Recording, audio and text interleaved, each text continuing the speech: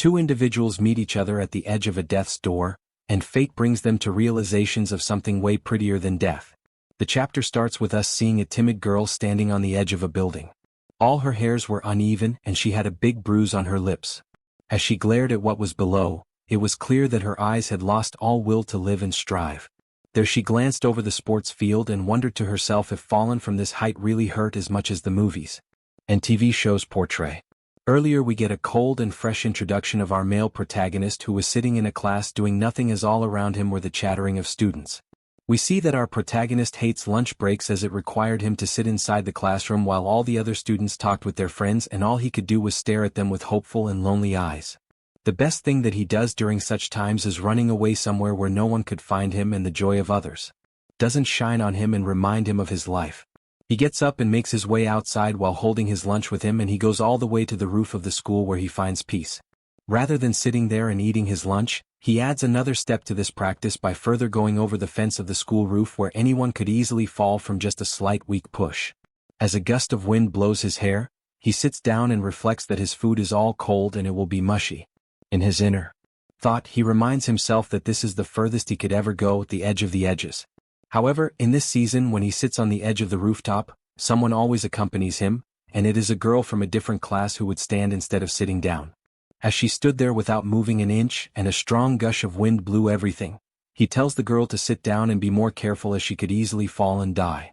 As she hears this, she sits down and doesn't forget to give him a slight bow. Although they always meet here, this is the only space that they share together. He has no idea who she really is and why she always comes to the roof like him. But if anyone were to stare at her closely, it is visible that she had bruises all over her, an indication that she was perhaps bullied. Her hair was cut forcefully. As the poor girl starts to eat her lunch with slight blushes, there was no question that she suffered a lot from the hands of her fellow classmates. As she notices that he was staring a little too aggressively, she asked if he wanted to say something to her and if there was any particular reason for his intense stares.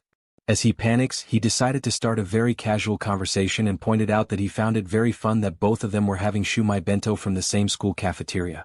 As she heard this, all words left her mouth and she started to sweat, and with a loud voice, she lowers herself and offered all of her lunch to him.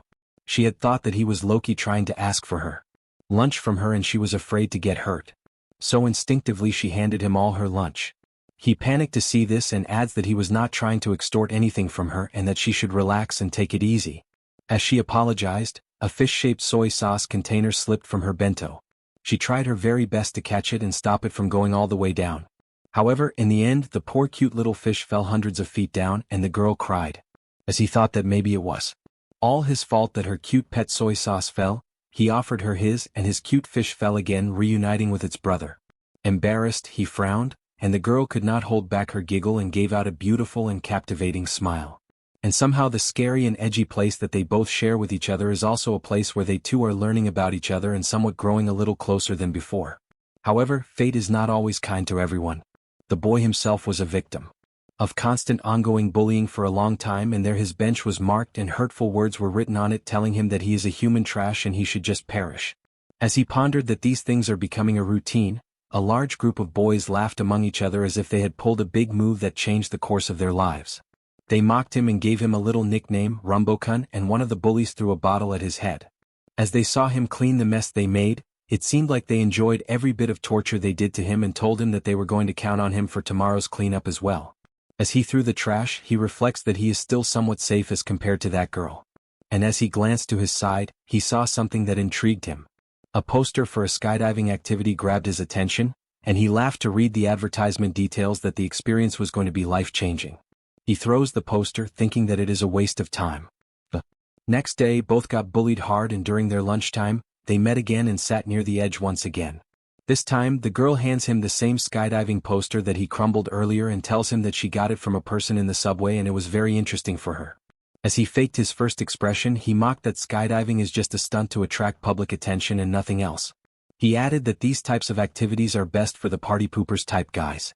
As the girl's aura changed to that of a low self-esteem person, they started to exchange how the whole idea of a life-changing experience is just a sales tactic and nothing else. Suddenly, the entire mood changes and the girl adds that maybe jumping down might be simpler than I thought and still I haven't been able to do it. As he heard these words, he became speechless. He had thought that she was somewhat strong, but deep down she was broken perhaps and just clinging on to a thin thread.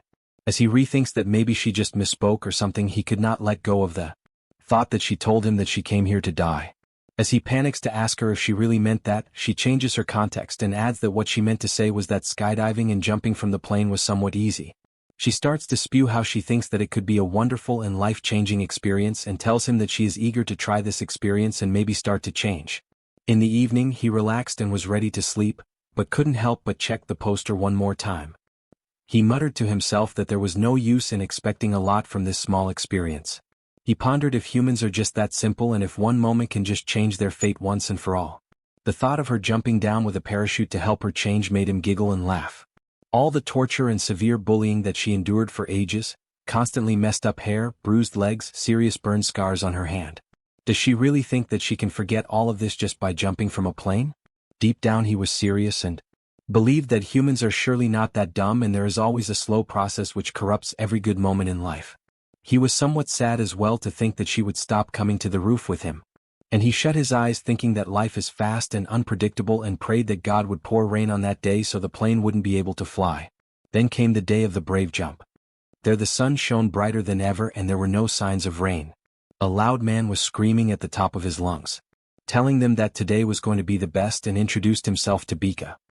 His pure aura made the boy sure that he was a son himself, and he glanced to his side to see the girl and there were no signs of her being present. The instructor himself asked if there was a girl named Suzum here, and finally we learned the name of the girl. Everyone was startled to hear a loud voice from behind. And there Suzum ran all the way and panted for air while telling the instructor that she was sorry that she was late. Suzum had a positive change visible all over her. Her hairs were cut short and she had a different aura and personality. She was happy and very talkative. As she clenched her fist and told herself and him that she was more than ready. The boy was sure that there was no way she would really show up and couldn't believe that she was able to bring so much change in just one day. Even her hair, which was the most funny and weird part of her appearance, changed completely. As he asked her about her hair, she let out a big bright smile, saying that she felt like changing her hairstyle once in a while. The boy had never thought of himself to ever change. And someone who suffered more and had a much harder life was able to bring so much positive energy for a simple experience that could be mistaken for jumping to death. He couldn't grasp the beauty and nature of humans. It is all meaningless, he muttered. He couldn't get the thought of her changing already when they hadn't even jumped from the plane. It was clear that he was afraid of being left alone, and he was nowhere close to finding something that could bring a change in him. The instructor let everyone know that now was the time that they would need to submit a few forms before proceeding, and told them to wear their super protective suits. And as he strutted around to show the plane they would jump from, his tone and expression were a little too easy compared to the thing that they were going to do. Moreover, the name of the plane was the most weird part. The plane was called Flyer Penguin Boy. As they started to wear their suits, he noticed that Susan was doing just fine for herself and was strangely a bit distant from him. He kept glaring at her, not accepting the fact that she had changed. And the instructor sneaked behind him and asked if he could help them in their young puppy love trouble. The instructor was so close to the boy that he panicked and reminded him to maintain his personal space. He told him that he had been staring at her for a long time and it was obvious that he was in love and that there was some sort of trouble going on between them. With a slightly serious tone and angry face, he looked at the instructor and told him that it was all his fault. He was able to hook Suzum with a false advertisement of a life-changing experience that she mistook and now expects too much from this. He adds that she even cut off her hair to make her change more psychic. With a troubled expression, he tells him that he made an innocent and struggling girl believe something that is going to break her hope from the first step. He just felt very sorry for her and her beliefs. Hearing this, all the happy and joyous persona he had went away, and the instructor told him that if he thinks a human or she is that weak of a person, then he is wrong. During his career, he tells him that he has seen a lot of people going through heartbreak, tried and exhausted workers, exam takers and other people with self-interests, and looks at him and tells him that the persons who decide to jump from the high altitude are the people who have made their resolve already. With a thumbs up, the instructor tells him to hurry up and listen to his girlfriend's resolve and why she decided to change and jump and support her rather than doubting the process and results. Time passed and the time to board was here. There, Susan repeated the question the boy asked about her reason to jump. As she took a pause, he thought that maybe he overstepped his boundaries with her, and she started to share why she wanted to do that. And the reason was that she wanted to sever and end her attachment and lingering to the rooftop. All her life she would constantly get hit so much that she began to feel numb. The hideous type of bullying was unstoppable. Every day someone would push their cigarette on her skin, and her hair was a practice target for bullies to mess up and make fun of. The pain and suffering she endured became so heavy that she couldn't breathe. And whenever she would decide to end the suffering, she would come to the roof. However, taking the last step was always the most difficult part, as she was always scared and afraid and deep down always hoped that maybe one day she would do it. But not today. This continued, and she started to smile at people who did her wrong every day. And on the other side, she was too afraid to jump. This prison that she was in for most of her life was so painful and difficult. And she even wondered if this is how all her life will be played out. And as she looks at him with a hopeful and determined look, she lets him know that she wants to move on. And for once in her life, she wants to get up and muster the courage to do something else with all her heart and effort. In her eyes, she knew that she was a loser. But the hope and will to change was so strong that she overcame the trauma and scars. And there he was, so stunned that he could not form a single sentence, and mutters to himself why the hell he can't say anything. The weak and timid little Sism that he thought she was actually completely different. Now, as they boarded, the instructor told them that the experience they will have is going to be too awesome, and points at the sky and tells them that as they signal the thumbs down, individuals will start to drop, and they would need to do it right since their altitude is more than 3,000 m. As he reminds them that there will be 2 parachutes and the instructor will take care of everything. Sism noticed that he was too quiet and frowned. As they readied themselves and Sism kept staring at him, he cried, "What about me? Nothing will be changing for me anyway. She was a weak person like me who deep down wanted to jump off the roof." But now the person who he thought could understand him and was someone next to him was going to change. He started to beg her not to change, begging her not to leave him alone in the evil world. And there we learned that he was there because he wanted her to fail. But now he wanted to support and see if something could change.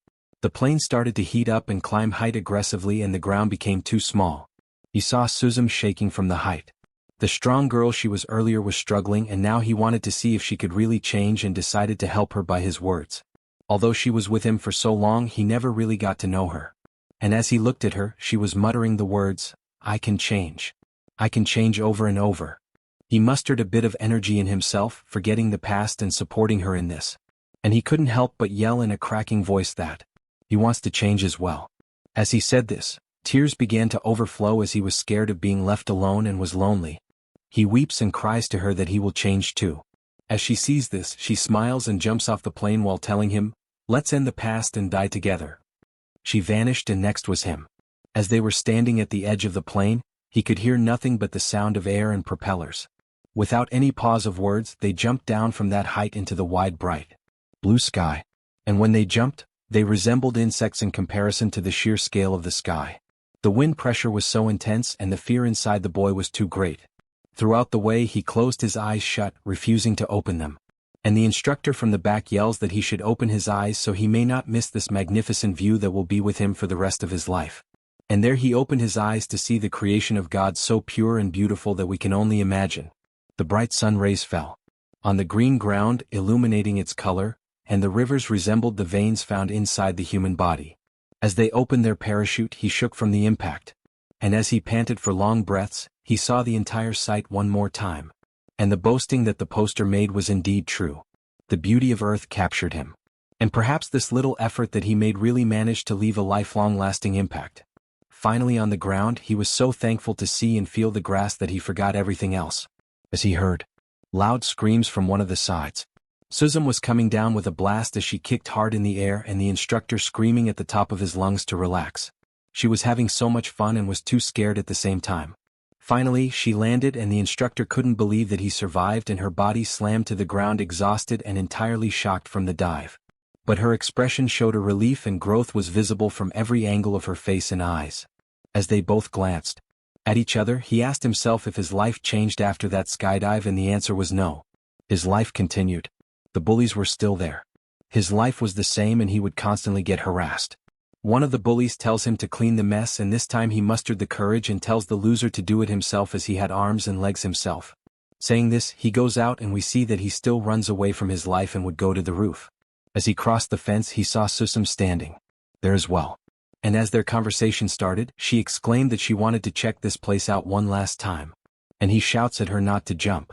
But she added that what she meant was that no matter how low and on the edge you stand and you wonder if this is the end of the world, but that is not the case at all. As they both sat finding each other and moving one step ahead at a time, he asked Suzum if she would be okay if he asked a favor. And with a stuttering voice, he asks her line ID. And she exclaims that it is a little too late for that. Both took their life to the next stage and took a step ahead. Now it is time for you to take the step ahead in your life as